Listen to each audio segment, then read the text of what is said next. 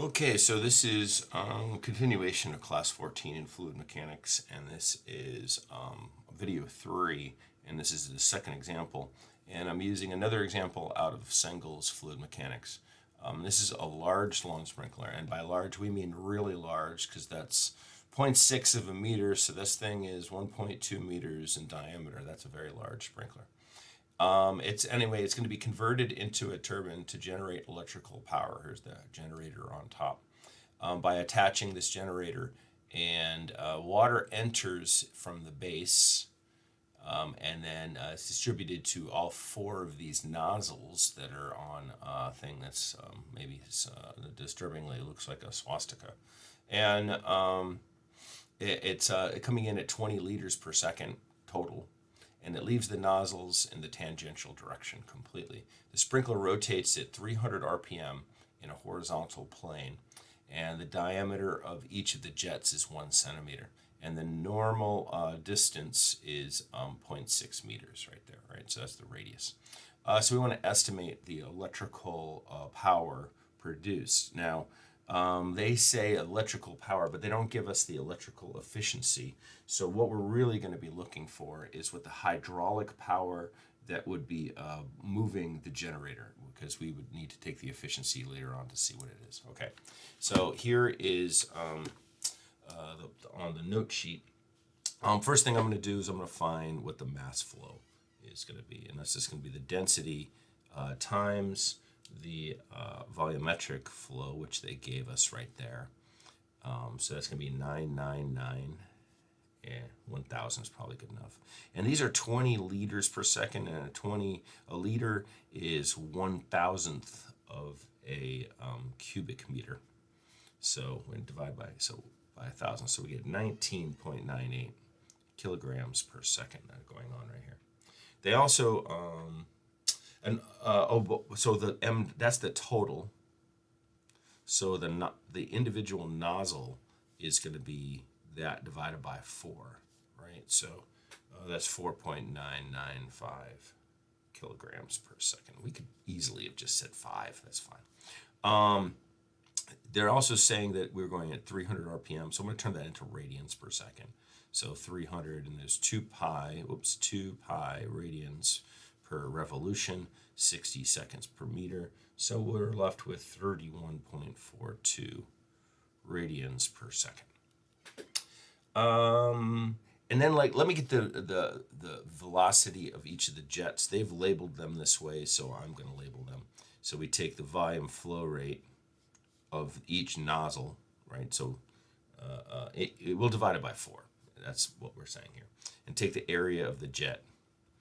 And I didn't write down the area. I didn't record that separately. So that's going to be 20 divided by 1,000 divided by 4. And each jet is going to be pi over 4. And the diameter is, we're told that it's 1 centimeter. So that's 0.01 meters squared. And so 63.66 meters per second. And we'll want to know what the velocity of the nozzle is itself, right? So how did I write that? I decided to write the velocity of the nozzle is going to be the radius times the angular velocity, right? So that's how fast this nozzle's moving. This is how fast the fluid is exiting the nozzle. So we're going to take 0.6 and multiply it by our 31.42, and I didn't write that down anywhere. So 31.42 0.6 times, so we get that's going to be 18.85 meters per second. So one thing we're going to want to know is what the relative velocity is, right? Remember, this thing is moving in that direction. This thing is shooting out in that direction. So what is the net velocity? Because we really only care about the velocity that's happening in reality, right? From a sometimes we'll call it an inertial perspective, right? Point of view. We want to see, like, if somebody is looking at this right here, it's actually going to be this one minus that one is going to be the actual velocity. Or sometimes, because I don't like when they call it the relative velocity. The Sengel calls it the relative velocity, but this is actually the velocity, right? So it's the actual velocity that's going to be happening is going to be the velocity of the jet minus the velocity of the nozzle. So that ends up being 63.66, and you could do the math in your head. Not the math in your head, but you could written that down in your head there. 44.81. I don't know what I'm talking about. All right, so there you go. That's the relative velocity of this thing's motion, but it's in fact the velocity that's going to happen in reality. So I'm going to draw my FBD and my momentum diagram on this. And I'm lazy, so I'm going to put it this way right here. Try to cross it, let them cross. Whoops, let them cross like here. And so on the FBD, the only forces that we're going to be seeing here, only loads, are going to be the reaction moment, which is going to be the torque, right? And this is the torque of the shaft trying to resist this thing. So we'll put these guys in here as well. And so this is the momentum diagram. And here we're going to see which way that goes that way. That goes that way. We're going to have velocities coming out that way of each of these. And so m dot v out of all those. And I'm not subscripting them, but we know that's going to be the individual things.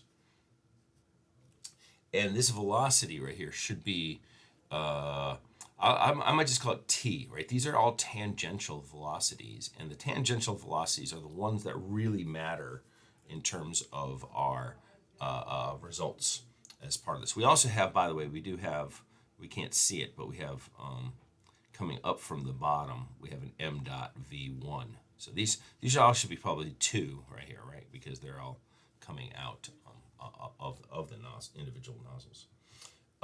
So underneath here, I will write out our main equation here. The sum of the moments is going to be the sum of the outlets of r m dot v. And that v is the tangential velocity. And this is going to be the in. But for the in, we note that the r is going to be 0, right? Because he's coming up through the bottom. So I've drawn this in the positive direction, by the way. So just as default, right? I like to do it that way. I guess go X and Y. I guess maybe this is actually technically, I would use, maybe we're looking down at the XZ plane. Maybe if I was going to be 100% correct, I would be that way right there. Wow. Getting nervous because class is about to start soon. I got to get out of here. But anyway, counterclockwise is still positive. That's why I'm making that torque positive. But we take a look here and we can see that all of these are actually going in the negative direction. And there's going to be 4 of them. And the distance is going to be 0.6. And the mass flow out of this thing is going to be 4.995. And the velocity, we're going to use the tangential velocity, and that's going to be the real velocity. So it's the 44.81. So we ended up getting is a negative 537.2 Newton meters.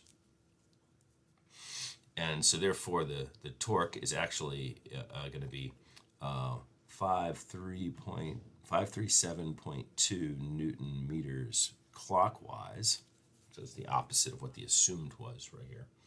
And the power, notably, that this torque, and they show the torque here going in that direction, that this thing is actually going to be spinning, should be spinning, I think this arrow is drawn wrong for this, right? Because if that's shooting out that way, this thing should be spinning in the counterclockwise direction, right? And some of the idea here is that we are actually extracting power from the water. So the power right here is going to be torque times the angular velocity. So 537.2 and the value of 31.42, and we end up with 16,879 Newton meters per second, and that is the definition, and 1,000 of those is a kilowatt, so 16.88 kilowatts is our answer for this problem. And if we were going to actually get, this is we can think of this as hydraulic power that's been harvested, but we're not going to get this in terms of our electricity. The actual electrical one is going to be the generator efficiency times this would be the amount of electricity that can be produced. If you had a perfect generator that was 100% efficient, yes, that would be the electrical. So anyway, we're done.